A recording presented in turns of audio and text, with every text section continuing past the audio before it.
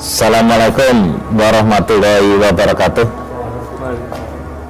Yang terhormat adik-adik sekalian dan saudara-saudara yang sangat berbahagia, kita berada di rumah asal muasalnya Setia Hati Terapi.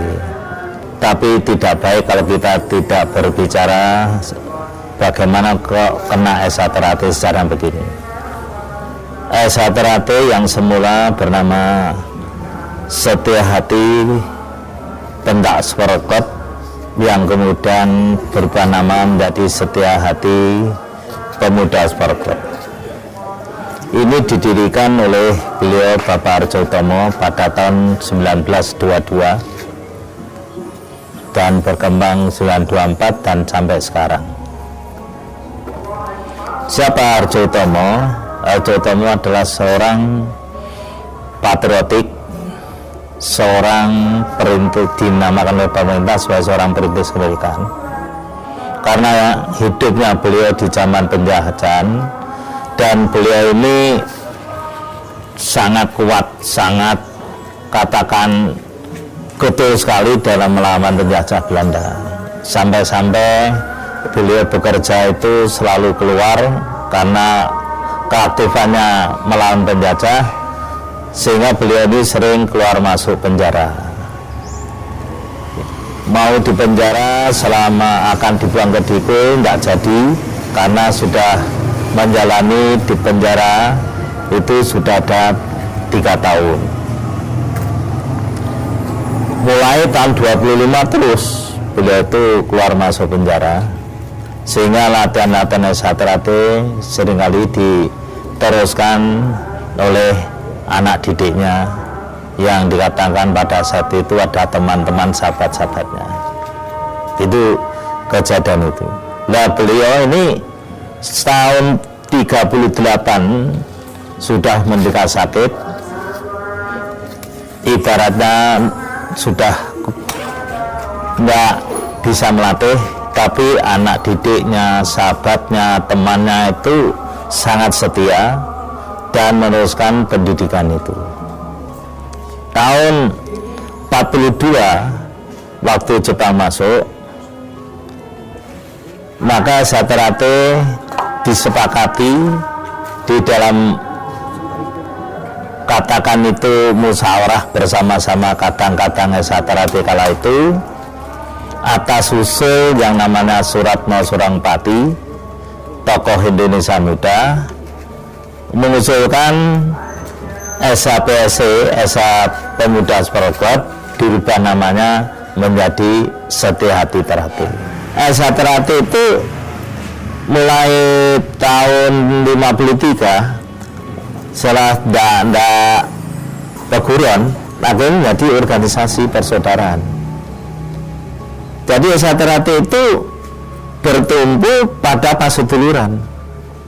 Ini terbukti waktu saya kecil di Surabaya ada Esa Terapi dipimpin oleh Pak Darsono Arjindro. Kemudian di Mojokerto ada Esa Terapi dipimpin Pak Wedono. Di Madiun ada Esa Terapi dipimpin Pak Arjo Utomo, Pak Tomo Mangkujoyo.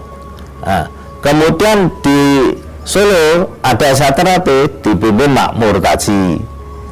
Ada di Jogja yang dipimpin oleh Pak Sayo. Ini tidak ada hitam di atas putih sebagai hitam, tapi tujuan utamanya sama, untuk didik, menjadikan manusia betul-betul tahu dan tidak salah. Bagaimana mencapai ini? Ya, melalui pencaksilat. Melalui pencaksilat, ternyata pencaksilat indektif pendekar. Pendekar itu indektif orang yang selalu membela kaum yang lemah. Kalau penjajah, melawan penjajah. Kalau gitu saya tarik baik. Loh, terus ilmunya apa? Ilmunya mengenal jati dirinya sendiri. Karena setelah mengenal jati dirinya sendiri, kita tidak akan sulit mengenal orang lain. Karena orang mengenal jati diri berarti harus mengakui kelebihan dan kekurangannya. Berarti persaudaraan itu menjadi rangkaian antara Satrate dan cabang. Iya, hubungannya. Jadi saya dengan Surabaya, saya dengan Jakarta, saya merasa tidak lebih. Hanya ada rasa saling hormati. Kelebihan bagaimana? Belum tentu. Yang Jakarta itu lebih rendah. Nah, itu keguruan. Kita bukan keguruan. Kita senang. Saudara Jakarta, saudara di Bandung, lebih hebat senang. Bedanya situ. Hubungannya yang benar persaudaraan, lalu tenggang rasa, hormat menghormati, itu yang jadi. Pak, kembali ke rumah ini, bahwa harapan Bapak terhadap keluarga Setiati ke depannya dengan apa adanya rumah ini, Pak, harapan Bapak apa, Pak?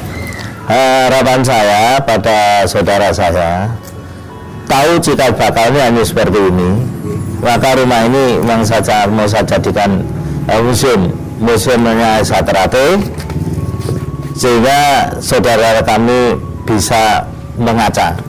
Lu kok iso dadi ngene, berarti ada perjuangan yang gigih bisa indah.